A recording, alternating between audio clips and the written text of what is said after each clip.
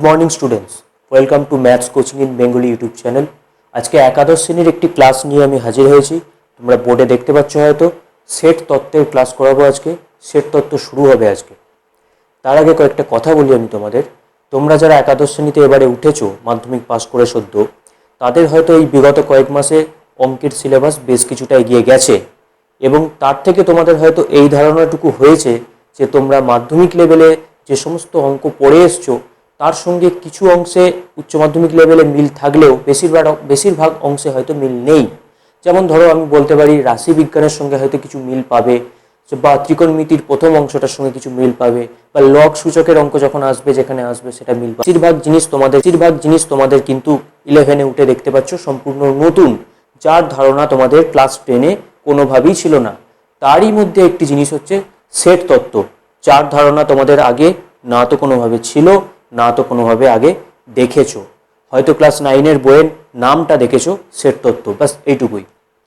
এবার আরও দু একটা কথা আমি বলবো আজকে, যেহেতু এটা ক্লাস 11-এর প্রথম ক্লাস ঠিক বলা যায় না, এর আগে আমরা বিন্যাসের আরও দুটো ক্লাস আমরা আপলোড করেছি, তোমরা চাইলে দেখতে পারো। এই ভিডিওর ডেসক্রিপশন বক্সে আমি সেটা দিয়ে দেবো। তবু বলা যায় যে মোটামুটিভাবে অফিসিয়ালি আজকে এই ক্লাসটা দিয়ে প্রথম শুরু হচ্ছে ক্লাস 11-এর ক্লাস।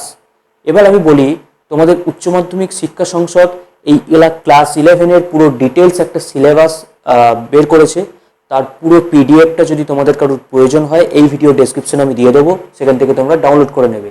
এবং সাথে পুরো নাম্বার প্যাটার্ন, অর্থাৎ কোন ইউনিট থেকে কত নাম্বার আসবে, এমসিকিউ কত নাম্বার আসবে, দীর্ঘ উত্তরধর্মী কত নাম্বার আসবে, সব নাম্বার প্যাটার্নেরও একটা পিডিএফ আছে, সেটাও সংসদ কর্তৃক প্রকাশিত, সেটাও এই ভিডিও ডেসক্রিপশনে দিয়ে দেবো, কারোর প্রয়োজন হলে তোমরা ডাউনলোড করে নেবে। এবার আমি মূল প্রসঙ্গে আসি, সেটা হচ্ছে যে সেট তত্ত্ব। সেটটা কি জিনিস অ্যাকচুয়ালি, তার আগে আমি বলতে হবে যে যেহেতু সম্পূর্ণ নতুন বিষয়, তাই তোমরা অনেকেই কী করো যে এটাকে ঠিকঠাকভাবে না বুঝে সিলেবাসটাকে কমপ্লিট করে দাও। তার ফলে আগে গিয়ে তোমাদের অনেক অসুবিধা হয়। ক্লাস 11-এর ফাইনাল তো বটেই, ক্লাস 12 বা তারপরে যদি কেউ জয়েন্ট এন্ট্রান্স দিতে চাও, কেউ AIEEE দিতে চাও, সব জায়গায় সেট তন্ত্রের কিন্তু প্রকাশ ঘটবে। তাই অতএব ভালো করে প্রথম থেকে, এটা হচ্ছে তোমাদের উচ্চশিক্ষার একদম গোড়া, জানবে একাদশ শ্রেণী হচ্ছে হায়ার এডুকেশনের শুরু, স্টেজ 1। এই স্টেজ 1 থেকে তোমাদেরকে প্রত্যেকটা বিষয় বুঝে পড়তে হবে। আর এই ধরনের নতুন চ্যাপ্টারগুলো বুঝিয়ে পড়ানোর জন্যই আজকে আমার এই অনলাইন ক্লাসটা নিয়ে আসা। তোমরা অনলাইন ক্লাসটা দেখতে থাকো। এবার চলো আমি শুরু করি। সেট তত্ত্ব হচ্ছে মোটামুটি 19 শতকে, অর্থাৎ 1850 থেকে 19 শতকে, 1900 সাল পর্যন্ত, 1850 থেকে 1900 সাল পর্যন্ত এই সেট তত্ত্বের উদ্ভাবনের সময়কাল বলা হয়।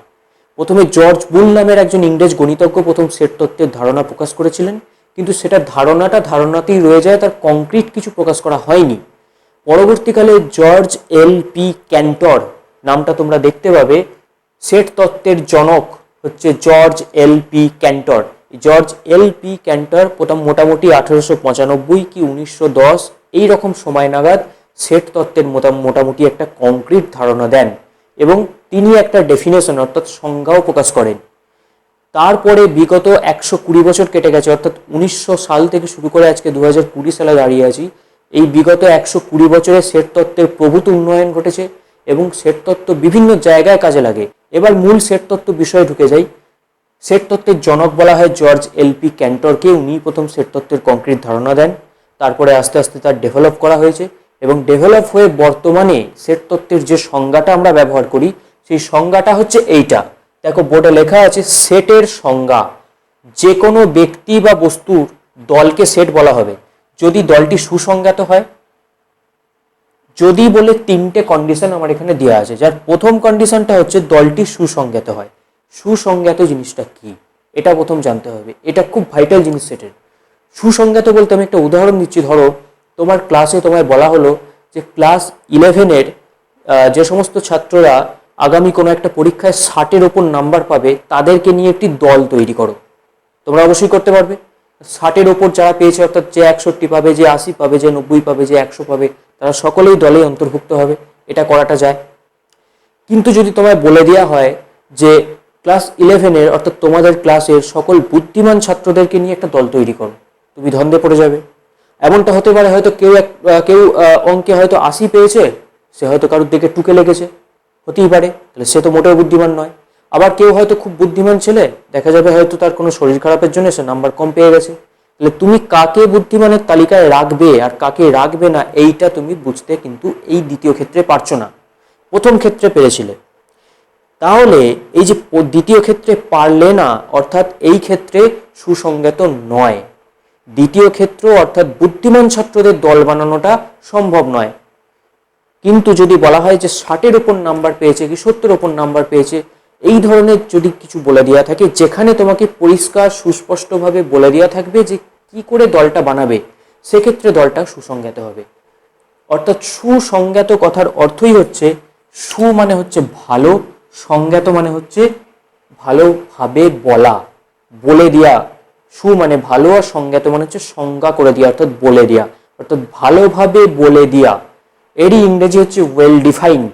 তোমরা অনেক জায়গায় দেখতে পাবে বইতে দেওয়া থাকবে ওয়েল ডিফাইন্ড। ওয়েল ডিফাইন্ড মানে সুসংজ্ঞাত, সুসংজ্ঞাত মানে ভালোভাবে বলে দেওয়া। অর্থাৎ যে দলটা নির্বাচন করার পদ্ধতিটা ভালোভাবে বলে দেওয়া আছে, সেই দলটা সুসংজ্ঞাত, বাকি দলগুলো সুসংজ্ঞাত নয়।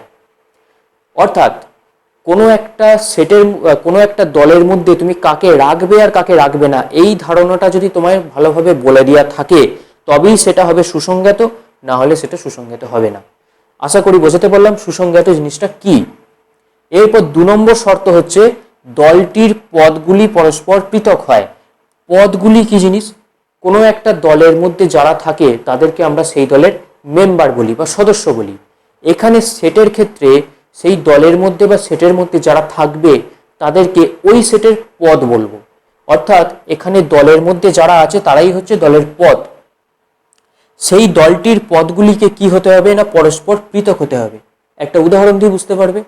পরস্পর পৃথক হওয়ার অর্থ, ধরো তোমাদেরকে বলা হলো x square minus 4x plus 4, অর্থাৎ এইটা x square minus 4x plus 4 equals to 0। এটা একটা দ্বিঘাত সমীকরণ, তোমরা ক্লাস 10-এ পড়ে এসছো।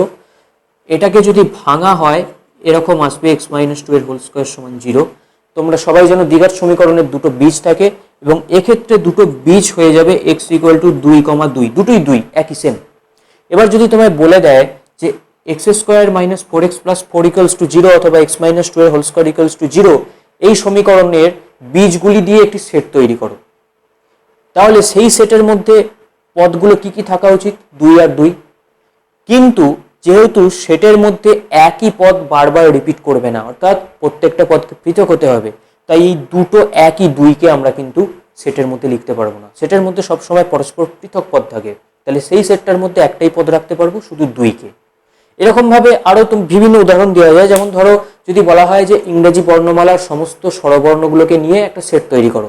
ইংরেজি বর্ণমালার স্বরবর্ণ মানে হচ্ছে ভাওয়েলগুলোর কথা বলছি। 5টা ভাওয়েল আছে আমরা জানি, এ ই আই ও ইউ। এই 5টা ভাওয়েলকে নিয়ে তুমি যদি সেট তৈরি করো, তার মধ্যে 5টা পদ থাকবে। এবার তুমি যদি মনে করো এ কে দুবার লিখবো, ই কে দুবার লিখবো, তাহলে কিন্তু সেই দলটার সেট থাকবে না। অর্থাৎ সেটের প্রত্যেকটা পদকে পৃথক হতে হবে, এটা 2 নম্বর কন্ডিশন। 3 নম্বর কন্ডিশন হচ্ছে ক্রম নিরপেক্ষ হবে। ক্রম নিরপেক্ষ হওয়ার অর্থ কি? ক্রম মানে হচ্ছে ইংরেজিতে যেটাকে বলা হয় অর্ডার।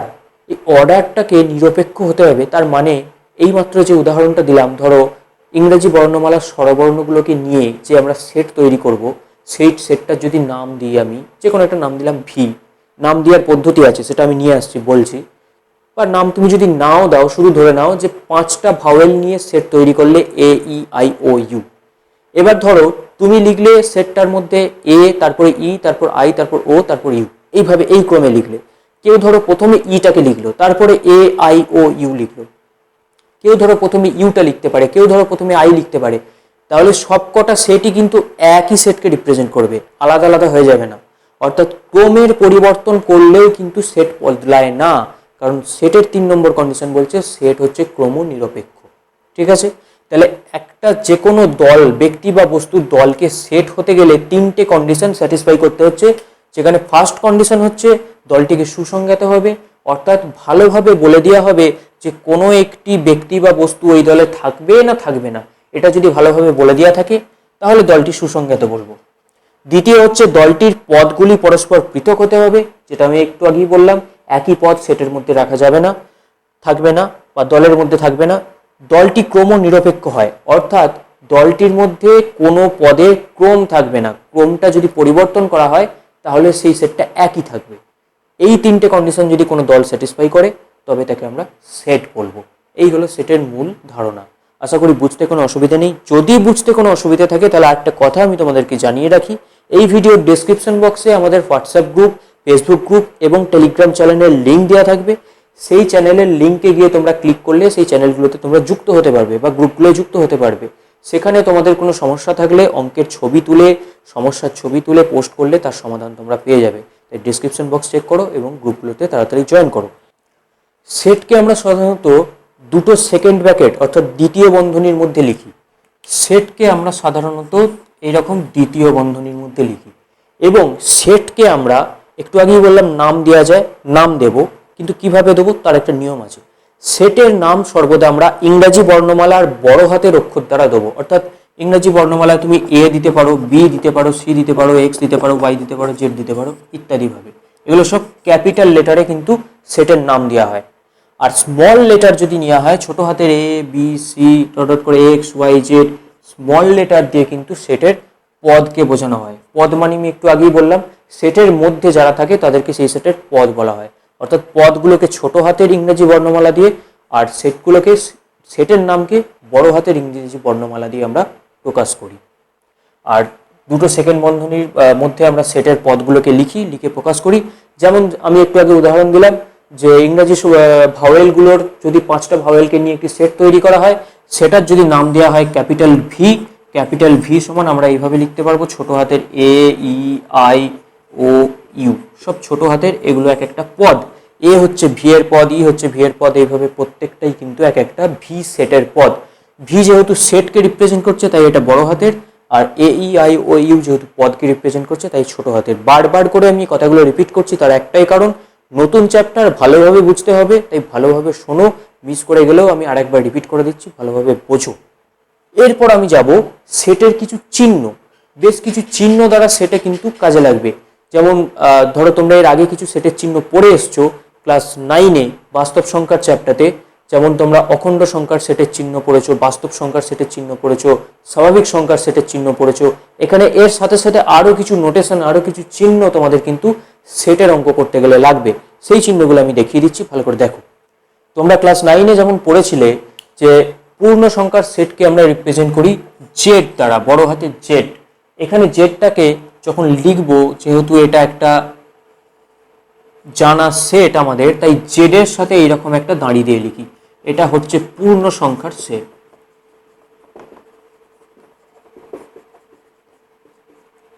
এরপর আমরা বলবো বাস্তব সংখ্যার সেট। হ্যাঁ, তোমরা পড়েছো ক্লাস 9-এ, সেটা হচ্ছে বড় হাতের আর দ্বারা। এটাকেও আমরা এইভাবে একটু ডিজাইন করে দিই, বাস্তব সংখ্যার সেট। এরপর আমরা বলবো কি শিখেছিলে, স্বাভাবিক সংখ্যার সেট। সেটাকে ঠিক এইভাবে রিপ্রেজেন্ট করা হয়। তারপর বলবো মূলদ সংখ্যার সেট। এটাও তোমরা পড়েছিলে ক্লাস 9-এ, সেটাকে বড় হাতের কিউ দ্বারা প্রকাশিত করা হয়, মূলদ সংখ্যার সেট। আর একটা সেট তোমরা পড়েছিলে, সেটা হচ্ছে অখণ্ড সংখ্যার সেট, যেটাকে তোমরা ডাব্লু দিয়ে চিহ্নিত করেছিলে। এখানে ডাব্লুর ব্যবহার যদিও অতটা নেই, তাও আমি লিখে দিলাম অখণ্ড সংখ্যার সেট। এই হলো বেশ কিছু সেটের নোটেশন। আরও অনেক ধরনের সেট আছে, যেমন অমূলদ সংখ্যার সেটও আছে, সেটাকে আমরা আই দ্বারা চিহ্নিত করি। আই হলো অমূলদ। আই ফর হচ্ছে ইরেশনাল নাম্বার। ইরেশনাল নাম্বারের বাংলা অর্থই হচ্ছে অমূলদ সংখ্যা। সেই ইরেশনাল নাম্বার থেকে আই কথাটা এসছে। তাহলে এই কটা সেট হচ্ছে, এগুলো আমাদের জানা সেট হিসাবে ব্যবহার করব। এই সেটগুলোর চিহ্ন যেখানে দেওয়া থাকবে তখনই চিহ্ন দেখে আমাদেরকে বুঝে নিতে হবে কোনটা পূর্ণ সংখ্যার সেট, কোনটা বাস্তব সংখ্যার সেট, কোনটা মূলদ সংখ্যার সেট ইত্যাদি ইত্যাদি। এরপর আমরা সেটের চিহ্ন শেখার পর বেশ কিছু সেটে ব্যবহার করার নোটেশন শিখব। সেগুলো সেট নয়, কিন্তু সেটে ব্যবহার করা হয়, সেগুলো দেখে নিই। চলো, তোমরা দেখতে পাচ্ছ বোর্ডে আমরা নোটেশনগুলো লিখে নিয়েছি। সেই চিহ্নগুলোর মানেগুলো আমি বুঝিয়ে দিচ্ছি, দেখো। প্রথমে হচ্ছে এটাকে বলা হয় ফাই, এটাকে বলা হয় ফাই। এই ফাই হচ্ছে শূন্য সেটের চিহ্ন। শূন্য সেট কি জিনিস সেটা আমরা পরের ক্লাসে আলোচনা করব, কিন্তু আজকে আমি শুধু চিহ্নটা বলে রাখছি। ফাই হচ্ছে শূন্য সেট। এরপরে আরও অনেক সেট আসবে, তাদের চিহ্ন আমাদেরকে জানতে হবে। শুধু ফাইটা আজকে আমি বলে রাখলাম। ফাই হচ্ছে শূন্য সেট, এটাকে বলা হয় বিলংস টু। এটা ঠিক এইরকম দেখতে হয়, এটাকে বলা হয় বিলংস টু, যার বাংলা কথা হচ্ছে অন্তর্ভুক্ত। অনেক সময় অনেক বইয়েতে বা অনেক যখন শিক্ষকরাই দেখবে সব সময় হয়তো এই খটোমটো বাংলা কথাগুলো উচ্চারণ না করে বিলংস টু বা এই ধরনের ইংরেজি টার্মগুলোকে ইউজ করে। তার জন্য আমি তোমাদেরকে ইংরেজি টার্মগুলোও শিখিয়ে দিচ্ছি। হয়তো আমি ইংরেজি টার্মগুলো ইউজ করব, তাতে তোমাদের বুঝতে অসুবিধে না হওয়ারই কথা, কারণ বাংলাটা এখানে যেন বেশি খটোমটো লাগে। এবার দেখো, এই বিলংস টু লিখে যদি কেটে দেওয়া হয় তার মানে হচ্ছে ডাজ নট বিলংস টু, তার মানে অন্তর্ভুক্ত নয়। তারপরে হচ্ছে এই চিহ্নটার সঙ্গে তোমরা বরাবরই পরিচিত, এটা হচ্ছে ইমপ্লাইজ দ্যাট, এর বাংলা অর্থ হচ্ছে সূচিত করে। তারপরে এটা হচ্ছে ফর অল, এই চিহ্নটার কাজ কিন্তু বহুল অংশে ব্যবহৃত হবে।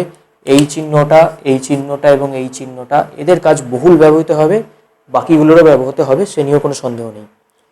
ফর অল, ফর অল মানে হচ্ছে সকলের জন্য। তার থেকে আমার সকলের জন্য বলার থেকে আমার মনে হয় ফর অল বলাটা অনেক সুবিধাজনক হবে। তোমাদের ব্যাপার, সেটা তোমরা কোনটাকে ব্যবহার করবে। এরপর আসছে implies that and implies by. দেখো এই চিহ্নটা ছিল শুধু ইমপ্লাইজ দ্যাট, তার বাঁ দিকে যদি আরও একটা অ্যারো দিয়ে দিই তাহলে সেটা হয়ে যাবে implies that and implies by. Bangla অর্থ হচ্ছে সূচিত করে এবং সূচিত হয়। এই কটা নোটেশন মোটামুটি শেখার পর আমরা সেট তত্ত্বের বেশ কিছু সংজ্ঞায় যাব, তখন আরও কিছু নোটেশন শিখব। মোটামুটি বেসিকভাবে, প্রাথমিকভাবে এই কটা নোটেশন যথেষ্ট। এরপর আমরা যেটা পড়ব সেটা হচ্ছে যে সেটকে প্রেজেন্ট করার, অর্থাৎ সেটকে উপস্থাপন করার কটা পদ্ধতি আছে এবং সেই পদ্ধতিগুলো কী কী, চলো দেখে নিই। সেটের উপস্থাপন সাধারণত এই দুটি পদ্ধতিতে করা যায়। প্রথম পদ্ধতিটির নাম হচ্ছে, তোমরা দেখতে পাচ্ছ, রস্টার বা ছকবন্দীকরণ পদ্ধতি, ইংরেজিতে যাকে বলা হয় রস্টার বা ট্যাবুলার মেথড। রস্টার পদ্ধতি আর ছকবন্দীকরণ পদ্ধতি কিন্তু আলাদা নয়, দুটো একই, তার দুটো ভিন্ন নাম। আরেকটা পদ্ধতি হচ্ছে সেট নির্মাণ পদ্ধতি বা ইংরেজিতে বলা হয় সেট বিল্ডার মেথড। এই দুটো পদ্ধতির মাধ্যমে সেটকে উপস্থাপন করা হয়। এখন এই দুটো পদ্ধতি কি জিনিস সেটা বুঝে নেব। দেখো, রস্টার পদ্ধতিতে কি হয় না, কোনো একটা সেটের পদগুলোকে সেকেন্ড ব্র্যাকেটের মধ্যে বসিয়ে যদি উপস্থাপন করা হয় তাহলে সেটাই হবে রস্টার পদ্ধতি। যেমন একটু আগে আমরা উদাহরণ দিয়েছিলাম যে ইংরেজি ভাওয়েলগুলোর সেট বানানো, ক্যাপিটাল ভি দিয়ে উদাহরণ দিয়েছিলাম, এ, ই, আই, ও, ইউ। আর একটা মোস্ট ইম্পর্টেন্ট জিনিস তোমাদেরকে বলে দিই, যখন সেটের পদগুলো আমরা লিখব তাদের মাঝখানে একটা করে কমা কমা দিয়ে লিখি এইভাবে, ঠিক আছে?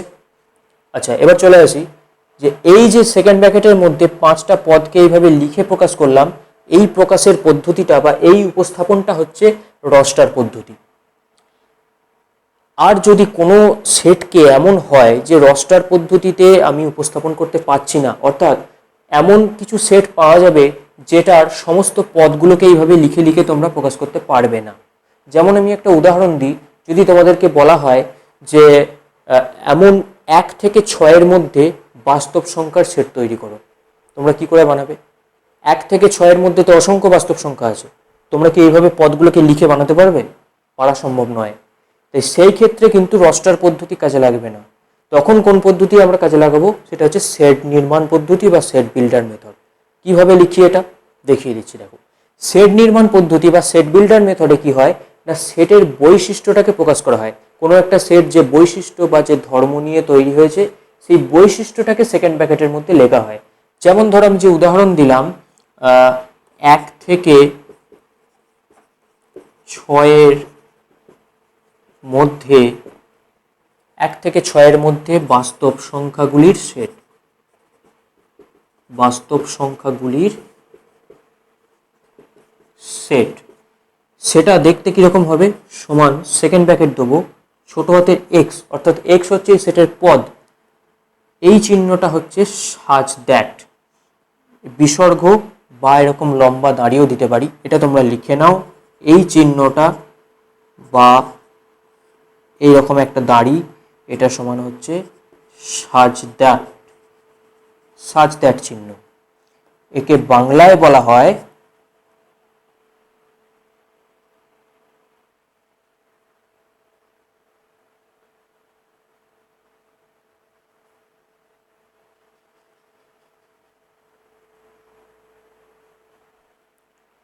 এরূপ যে। এরূপ যে বা এমন যে, এই একটা নতুন চিহ্ন, যেটা আগেতে বলিনি আমি, এখন বলে দিলাম, এটাকে ভালো করে লিখে নাও। তো এখানে তাহলে চলে আসি আমি, এক্স হচ্ছে এই সেটের পদ, যে পদগুলো সাজ দ্যাট এমন যে বলে এবার ধর্মটা আমি প্রকাশ করব। ধর্মটা হচ্ছে 1 থেকে 6-এর মধ্যে। 1 থেকে 6-এর মধ্যে লেখার পদ্ধতি হচ্ছে 1 less than x less than 6। এবং বাস্তব সংখ্যাগুলির সেট, বাস্তব সংখ্যা প্রকাশ করার পদ্ধতি হচ্ছে এক্স বিলংস টু বাস্তব সংখ্যার সেট আর। ব্যাস, আমার সেটটা তৈরি হয়ে গেল। আমি প্রথমে লিখব এক্স, অর্থাৎ সেই পদগুলো, সেই এক্সগুলো সাজ দ্যাট এমন যে, এইবার ধর্মটা লিখব 1 less than x less than 6, কমা দিয়ে এক্স বিলংস টু আর। অর্থাৎ এই দুটো তথ্য একসাথে বোঝাচ্ছে এক্সটা হলো 1 থেকে 6-এর মধ্যে এবং বাস্তব সংখ্যা, অর্থাৎ 1 থেকে 6-এর মধ্যে বাস্তব সংখ্যাগুলো হচ্ছে এক্স, সেই এক্সগুলো এই সেটের মধ্যে আছে। এখানে দেখো আমি কিন্তু পদগুলো আমায় লিখতে হয়নি, শুধু ধর্মতার দ্বারা এই সেটটাকে আমরা প্রকাশ করতে পেরেছি। তাহলে এই হচ্ছে সেট বিল্ডার পদ্ধতি, আর এই হচ্ছে রস্টার পদ্ধতি। এখন প্রশ্ন হচ্ছে কোন পদ্ধতিটা বেশি ব্যবহৃত হয় বা কোন পদ্ধতির সুবিধা বেশি। একটা জিনিস দেখো, আমরা সব সেটকে কিন্তু রস্টার পদ্ধতিতে ব্যবহার করতে পারি না। যেমন এই সেটটাকে আমরা রস্টার পদ্ধতিতে লিখতে পারবো না, কিন্তু রস্টার পদ্ধতিতে যে সেটগুলোকে উপস্থাপন করা যাবে সেই সেটের সবগুলোকেই আমরা সেট বিল্ডার মেথডে লিখতে পারবো। অর্থাৎ সেট বিল্ডার মেথডে আমরা যে কোনো সেটকেই লিখতে পারবো, রস্টার পদ্ধতিতে কিন্তু সব সেটকে আমরা লিখতে পারি না। যেমন ধরো এই যে ভি দিয়ে যে সেটটা দেওয়া আছে, এটা যদি আমরা সেট বিল্ডার মেথডে লিখতে চাই তাহলে কীরকম লিখবো, ভি ইকুয়ালস টু সেই সমস্ত এক্স সাজ দ্যাট এক্স হলো ইংরেজি স্বরবর্ণ সমূহ। ব্যাস হয়ে গেল, এক্স এমন যে এক্স এর ধর্মটা কি, ইংরেজি স্বরবর্ণ সমূহ। তার মানে দেখতে পাচ্ছি ছকবন্দীকরণ পদ্ধতি যাদের লেখা যায় তাদেরকেও সেট বিল্ডার মেথডে লেখা যায়, আর যাদেরকে রস্টারে লেখা যায় না তাদেরকে তো লেখা যায়। অর্থাৎ সেট বিল্ডার মেথডটা আমাদের বেশি ব্যবহৃত হয়, বেশি প্রকারে বেশি অ্যাপ্লিকেবল হয়। ঠিক আছে, তো এই পর্যন্ত হচ্ছে আজকের সেটের চ্যাপ্টার। এর পরের দিন আমরা যে ক্লাসটায় আসবো তাতে সেটের বিভিন্ন সংজ্ঞা নিয়ে আসবো, যেমন শূন্য সেট আছে, একপদী সেট আছে, সার্বিক সেট আছে, গণনযোগ্য অর্থাৎ ডিনিউমারেবল সেট আছে, নন ডিনিউমারেবল সেট আছে। সেই সেটের সংজ্ঞাগুলো জানতে হবে, বেশ কিছু সংজ্ঞা তোমাদেরকে মনে রাখতে হবে।